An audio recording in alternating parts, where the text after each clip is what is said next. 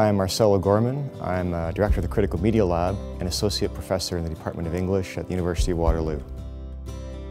In general, what I'm interested in is asking what it means to be a technological animal, which is what I think human beings are, essentially technological, and what that means, and what it means when we push that to its limits.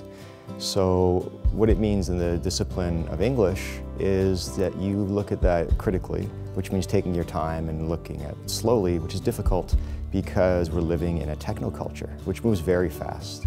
So that brings me to the other side of my research, which is how do we do research in the humanities that keeps pace with technoculture, which moves so quickly. One thing I'm really interested in right now are the issues of care, attention, and memory as they pertain to digital media. So what does it mean to externalize our memory and to offload large chunks of our memory? How does that affect interpersonal relationships, for example? And how does that affect human development, development of the individual? The Critical Media Lab is a research creation center, essentially. It's a center, it's a classroom, it's a studio, it's a workshop, it's a gallery as well. So an example of a recent project completed in the lab comes out of a class that I just taught, a graduate course primarily geared toward students in XDM, or experimental digital media.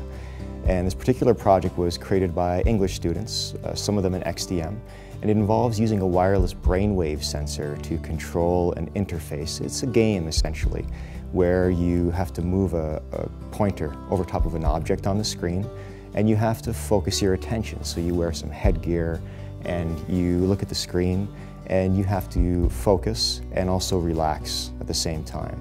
And you can see your brainwave readings on the screen itself. And the whole point of the game is to reveal objects on the screen by focusing on them intently. Not focusing on them with your eyes, but with your brain. So it's a smart project that embodies philosophies that look at the concept of attention in our culture and what's happening to attention, and how these new technologies are essentially dispersing our attention and asking us maybe to pay less attention all at once, but to fragment our attention, essentially. And we're looking at whether or not that's a problem. I'm interested in what the humanities have to say about this technoculture that we live in. So, for example, how does an English department deal with the fact that if you try to respond to this culture that we're living in by saying something critical about it, I mean critical as a negative, but as in smart, the fact that you have to publish that in a journal, for example, for people to read it, and it comes out 2 years after something's developed, is a bit of a problem, because the time your article comes out, the technology you've talked about is probably obsolete. So what drives me in this kind of work is the idea that we may have an opportunity here to intervene in the production of technoculture. So not just to be consumers or critics of technoculture, but to actually shape technoculture.